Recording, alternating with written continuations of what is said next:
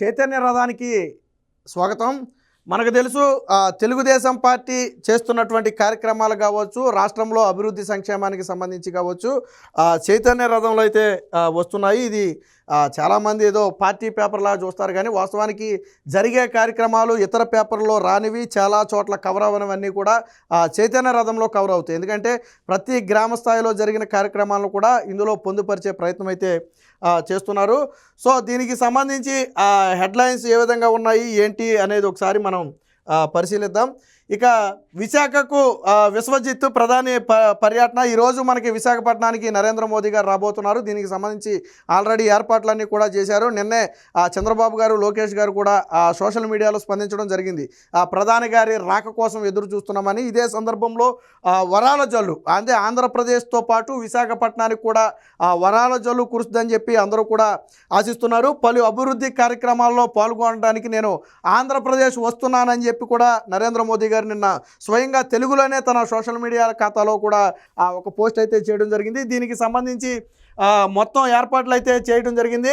1,00,000 కోట్ల రూపాయల అభివృద్ధి పనులకు శ్రీకారం. విశాఖలో అమల్లోకి భద్రతా ఆంక్షలు.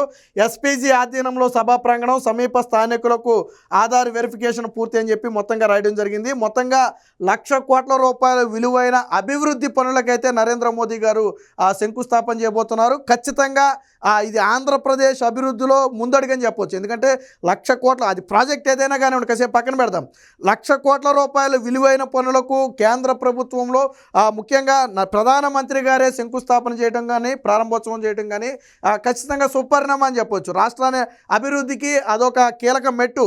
నిజంగా రాష్ట్ర అభివృద్ధికి పెట్టుబడులు అనేవి పెరిగితే బయట నుంచి వచ్చే పెట్టుబడులు ఇంకా ఎక్కువ ఉంటాయి. సో ఏ రాష్ట్రమైనా కోరుకునేది ఏంటంటే పెట్టుబడులు అనేవి ఎక్కువ రావాలి. ఎంత పెట్టుబడి చిన్నపిల్లోడిని అడిగినా చెప్తాడు. రాష్ట్రం డెవలప్ చెందాలంటే ఏం కావాలి? పెట్టుబడులు కావాలి. సో 1,00,000 కోట్ల రూపాయల అభివృద్ధి పనులకైతే శ్రీకారం. ఇది నిందా మనం మాట్లాడుకుందే వస్తున్న నేడు రేపు 2 రోజుల పాటు నేను ఆంధ్రప్రదేశ్, ఒడిశాలోని ముఖ్యమైన కార్యక్రమాల్లో పాల్గొంటానని చెప్పడానికి సంతోషిస్తున్నా.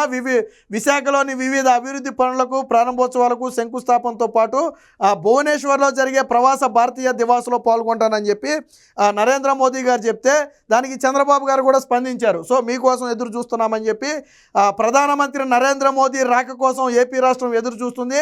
రాష్ట్ర పర్యటనకు వస్తున్న ప్రధాని మోదీ గారికి స్వాగతం పలకడానికి, అలాగే 2,00,000 కోట్లకు పైగా విలువైన ప్రాజెక్టులకు శంకుస్థాపనలు, కొన్ని ప్రారంభోత్సవాలు చేయడానికి రావటం ఇది ఖచ్చితంగా రాష్ట్ర అభివృద్ధిలో కీలక ముందడుగని మీరు స్వయంగా స్వాగతం పలికేందుకు విశాఖ ప్రజలతో పాటు మేము కూడా ఉత్సాహంగా ఎదురు చూస్తున్నామని చెప్పి చంద్రబాబు గారు అయితే చెప్పడం జరిగింది. ఇక నిన్న చంద్రబాబు గారు 2 రోజుల కుప్పం పర్యటన మనందరికీ తెలిసిందే. సో కుప్పంలో చంద్రబాబు గారు అయితే అక్కడ ప్రజా సమస్యలు తెలుసుకోవడం కోసం కానివ్వండి, లేదా చంద్రబాబు గారు ముఖ్యమంత్రి అయిన తర్వాత నిత్యం కుప్పంలో అందుబాటులో ఉండలేరు మిగతా వాళ్ళలాగా. సో అయినప్పటికీ చంద్రబాబు గారు నేను మాట చెప్పారు, నేను రాష్ట్రానికి ముఖ్యమంత్రి అయినా నా నియోజకవర్గానికి మాత్రం నేను ఎమ్మెల్యేనే, వాళ్ళ సమస్యలు పరిష్కరించడం నా బాధ్యత. కాబట్టి దీనికోసం ఏం చేశారు, చంద్రబాబు గారు ఎల్లవేళలా అందుబాటులో ఉండలేరు కాబట్టి ఒక పోర్టల్ని అయితే ఏర్పాటు చేశారు. అదే జననాయకుడు పోర్టల్. ఏంటి పోర్టల్ అంటే, ఈ పోర్టల్లో మీ సమస్యను పరిష్కరించమని చెప్పి మీరు కుప్పంలోని కేంద్రం వద్దకు వస్తే వాళ్ళు నమోదు చేస్తారు. నమోదు చేసిన తర్వాత ఆ సమస్య ఎన్ని రోజుల్లో పరిష్కరించబడుతుంది అనేది మీకు చెబుతారు.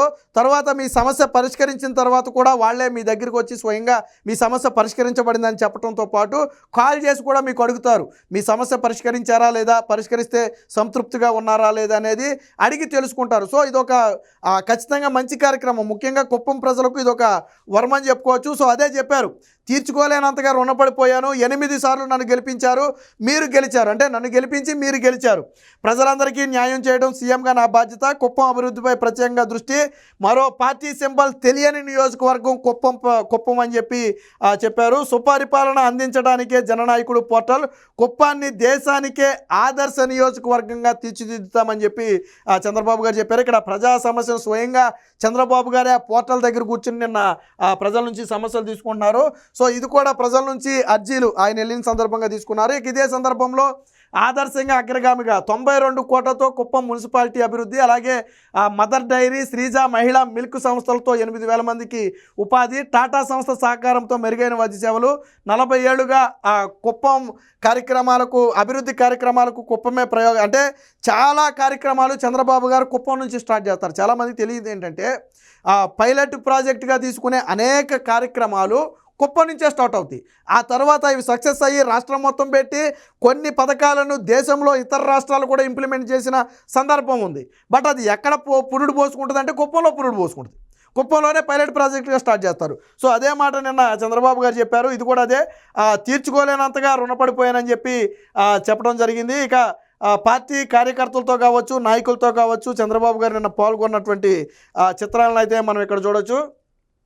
ఆదర్శంగా అగ్రగామిగా ఏదైతే 92 కోట్లతో కుప్పం మున్సిపాలిటీని డెవలప్ చేస్తామని చెప్పారో, అలాగే 8,000 మందికి ఉపాధి కల్పించడం కోసం మదర్ డైరీ, శ్రీజ మిల్క్ సంస్థలతో అయితే ఒప్పందాలు కూడా చేసుకున్నారు. దానికి సంబంధించి ఎంఓయూలు మార్చుకుంటున్న చిత్రాలను కూడా మనం ఇక్కడైతే చూడవచ్చు. ఇక స్థానిక నాయకులతో పాటు కొంతమంది అధికారులను కూడా చంద్రబాబు గారు అయితే కలవడం జరిగింది. ఇది కుప్పం పోర్టల్ వద్ద చంద్రబాబు గారు అర్జీలు తీసుకుంటున్న దృశ్యం.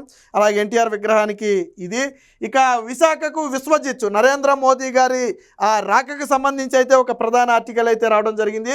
దాదాపుగా 1,00,000 కోట్ల రూపాయల పనులకు ప్రారంభోత్సవాలతో పాటు శంకుస్థాపన చేయడానికి అయితే నరేంద్ర మోదీ గారు రాబోతున్నారు. బహుశా కూటమి ప్రభుత్వం వచ్చిన తర్వాత ఈ స్థాయిలో అభివృద్ధి కార్యక్రమాలకు శంకుస్థాపన చేయడానికి మోడీ గారు రావటం ఇదే మొదటిసారి. గతంలో వచ్చినప్పటికీ కూడా ఈ స్థాయిలో శంకుస్థాపనలు కార్యక్రమాలు అయితే జరగలేదు. బట్ మొదటిసారి అయితే వస్తున్నారు. దానికి సంబంధించి నిన్న ఏర్పాట్లన్నీ కూడా పర్యవేక్షిస్తున్న టీడీపీ నాయకులను కూడా చూడొచ్చు. ఇక నారా లోకేష్ గారి దగ్గరికి వచ్చేటప్పటికి పుస్తకాలు బరువు తగ్గించి నాణ్యత పెంచండి, ఏపీ మోడల్ ఎడ్యుకేషన్ లక్ష్యంగా సంస్కరణలు, ఉన్నత విద్యలో QS ర్యాంకింగ్స్ లక్ష్యంగా మార్పులు, కేజీ నుంచి పీజీ వరకు కూడా పాఠ్య ప్రణాళిక ప్రక్షాళనకు కసరత్తు, స్కూలు ఇంటర్మీడియట్ ఉన్నత విద్యపై సమీక్ష. నిన్న లోకేష్ గారు కీలక సమీక్షను అయితే ఇంటర్మీడియట్ కానివ్వండి, ఉన్నత విద్య కానివ్వండి ఆ శాఖ అధికారులతో అయితే నిర్వహించారు. సాధారణంగా ఈ రోజుల్లో మనం చూస్తున్నాం, పిల్లోడేమో ఎంత ఉంటాడు, పుస్తకాలు బండిలో ఉంటాయి. లోకేష్ గారు ఏమంటారంటే పిల్లల పుస్తకాల బరువు తగ్గించండి, ఆ పుస్తకాలలో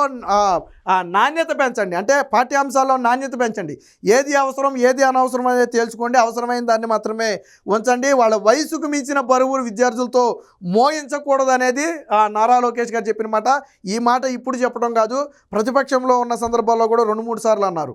పిల్లల మీద అధిక ఒత్తిడి పడిపోతుంది, చదువు పేరుతో భారీగా వాళ్ళను మోతలకు గురి చేస్తున్నారు.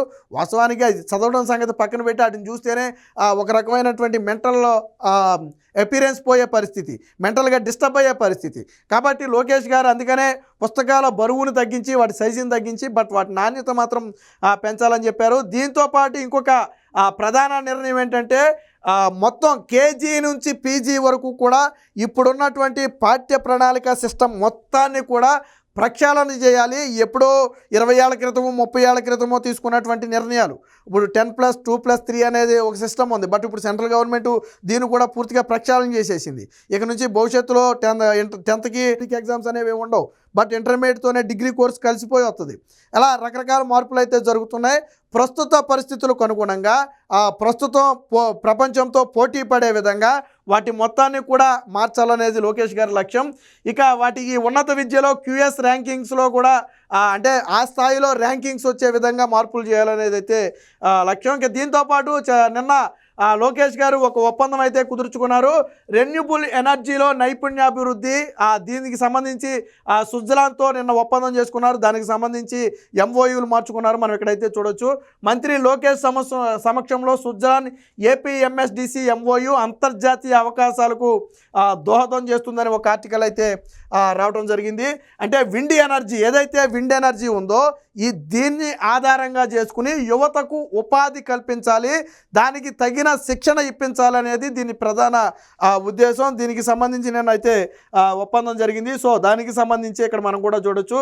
గ్రీన్ స్కిల్లింగ్పై స్వనిధి ఇనిషియేటివ్తో ఒప్పందం మంత్రి లోకేష్ సమక్షంలో ఇదొకటి. సో గ్రీన్ ఎనర్జీకి సంబంధించి మరొక ఒప్పందం అయితే ఇది మనం చూడవచ్చు. ఇక ఇదే సమయంలో నిన్న లోకేష్ గారు వివిధ కార్యక్రమాల్లో పాల్గొన్నారు. దానికి సంబంధించి కూడా చూడొచ్చు.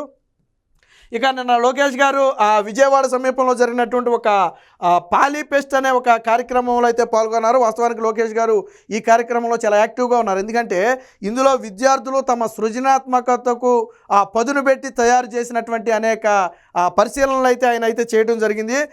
దానికి సంబంధించి ఇక్కడ చూడవచ్చు మనం ఈ చిత్రాలన్నీ కూడా అవే. విద్యార్థులు ఏదైతే కొన్ని తయారు చేశారో టెక్నాలజీని ఉపయోగించి ప్రస్తుత ఉన్న పరిస్థితులకు అనుగుణంగా ఏదైతే విద్యార్థులు తమ నైపుణ్యాన్ని ప్రదర్శించారో వీటిని మొత్తాన్ని కూడా స్వయంగా నారా లోకేష్ గారే పరిశీలించడం, అనుమానం ఉంటే లోకేష్ గారు అడిగి తెలుసుకోవడం, ఆ తర్వాత మాట్లాడినప్పుడు కూడా చాలా హ్యాపీగా ఫీల్ అయ్యారు. విద్యార్థుల్లో ఉన్న సృజనాత్మకత చూస్తే నాకు కూడా ఆనందం కలుగుతుంది. ఒడిదుడుకులు జీవితంలో ఒడిదుడుకులనే ఎప్పుడైనా రావచ్చు, బట్ వాటిని తట్టుకుని నిలబడటమే ఆ జీవితం అని చెప్పి కొంచెం మోటివేషనల్ స్పీచ్ కూడా అయితే నిన్న లోకేష్ గారు ఇచ్చారు. దానికి సంబంధించిన కార్యక్రమానికి సంబంధించిన ఫోటోలను కూడా మనం ఇక్కడ చూడొచ్చు. ఇక ప్రధాని పర్యటన ఏర్పాట్లకు సంబంధించి మనం ఇక్కడ చూడొచ్చు. ఇక పాలిటిక్స్లోకి వచ్చేటప్పటికి ఎమ్మెల్సీ చంద్రశేఖర్ రెడ్డి పైన మంత్రి ఆనం రామనారాయణ రెడ్డి గారు అయితే కొంచెం ఫైర్ అయ్యారు. దానికి సంబంధించిన వార్త అయితే రావడం జరిగింది. ఇక విశాఖ తిరుపతిలో పర్యాటక పెట్టుబడుల సదస్సులు అని చెప్పి కందుల దుర్గేష్ ఏదైతే నిన్న కొంత సమీక్ష చేశారో దానికి సంబంధించిన వార్త కూడా రావడం జరిగింది. పేదల ఇళ్ల పేరుతో 3.50 కోట్ల దోపిడీ, జాగర్లముడిలో ఆలయ భూమి లాక్కున్నారు. గత ప్రభుత్వ నిర్వాహకంపై ప్రజా వినతుల్లో ఫిర్యాదులు, అధికారులు వైసీపీ నేతలపై చర్యలకు వినతి పత్రం, అర్జీలు స్వీకరించిన మంత్రి నిమ్మల పట్టాభిరామ్. సో ప్రతిరోజు కూడా టీడీపీ పార్టీ ఆఫీసులో ఎవరో ఒక లీడర్ ఉండి ఖచ్చితంగా అర్జీలు స్వీకరిస్తారు. అందులో ఖచ్చితంగా ఒక మినిస్టర్ ఖచ్చితంగా ఉంటారు. సో నిన్న నిమ్మల రామానాయుడు గారి ఆధ్వర్యంలో అయితే వినతులు అయితే స్వీకరించడం జరిగింది. దీనికి స్వచ్ఛాంధ్ర కార్పొరేషన్ చైర్మన్గా ఉన్నటువంటి పట్టాభిరామ్ గారు కూడా పాల్గొనడం జరిగింది. ఇందులో వచ్చిన వాటిలో ప్రధానంగా ఏంటంటే 3.5 కోట్ల రూపాయలు పేదల ఇళ్ల పేరుతో దోచుకున్నారనేది ఒకటి. అలాగే ఆలయ భూములను కూడా వైసీపీ నేతలు కబ్జాలు చేశారని చెప్పి నిన్న వినతుల ద్వారా వచ్చిందని చెప్పి వార్త అయితే రావడం జరిగింది. ఇవన్నీ కూడా వినతులు స్వీకరిస్తున్నారు దానికి సంబంధించినటువంటివి. ఇక రవాణా అభివృద్ధిపై కేంద్రానికి సంబంధించిన వార్త ఒకటి వచ్చింది. తిరుమలలో వైకుంఠ దర్శనానికి ఏర్పాట్లు చేస్తున్నట్టుగా ఒక స్పెషల్ ఆర్టికల్ అయితే రావడం జరిగింది. ఇక మరొక మెయిన్ వార్త ఏంటంటే 500 కోట్ల రూపాయలు నెట్వర్క్ ఆసుపత్రులకు చెల్లిస్తున్నట్టు ఒక వార్త వచ్చింది. వాస్తవానికి తెలుసు, జగన్మోహన్ రెడ్డి 2225 కోట్ల రూపాయలు ఆరోగ్యశ్రీ బిల్లులు పెండింగ్ పెట్టేళ్ళాడు. సో దాంతో ఏమైంది, కూటమి ప్రభుత్వం వచ్చిన తర్వాత ఇవి మేము చికిత్స చేయమని చెప్పి మొండికేసి కూర్చున్నారు. సో వారితో చర్చలు జరిపారు. 500 కోట్ల రూపాయలు ఇమీడియట్గా చెల్లించడానికైతే నిర్ణయం తీసుకున్నారు. ఇదే విషయాన్ని అయితే ఆరోగ్య శాఖ మంత్రి అయితే స్పష్టంగా చెప్పడం జరిగింది. దానికి సంబంధించి ఆదేశాలు కూడా ఇస్తున్నారు. దీనికి ఇంకా లోకల్ నాయకులకు సంబంధించిన అనేక వార్తలు కూడా ఇందులో అయితే రావడం జరిగింది. మొత్తంగా అంటే ఎక్కడ ఏ కార్యక్రమాలు జరుగుతున్నాయి, ఏ ఎమ్మెల్యే ఏ కార్యక్రమంలో పాల్గొన్నారు, ఏ నేతలు ఎవరికి ఎటువంటి సహాయ సహకారాలు చేశారనే వార్తలు అయితే ఇందులో వేయడం జరిగింది. ప్రజలు కూడా ఈ ఏదైతే చైతన్య రథం పేపర్ ఉందో దాన్ని కూడా ఒకసారి చదవండి. ఎందుకంటే మీకు తెలియని అనేక కార్యక్రమాలు మీ నియోజకవర్గంలో కానివ్వండి, మీ చుట్టుపక్కల కానివ్వండి స్థానికంగా జరుగుతుండొచ్చు. సో అలాంటి అనేక వార్తలను అయితే ఇందులో అయితే ఇవ్వడం జరుగుతుంది.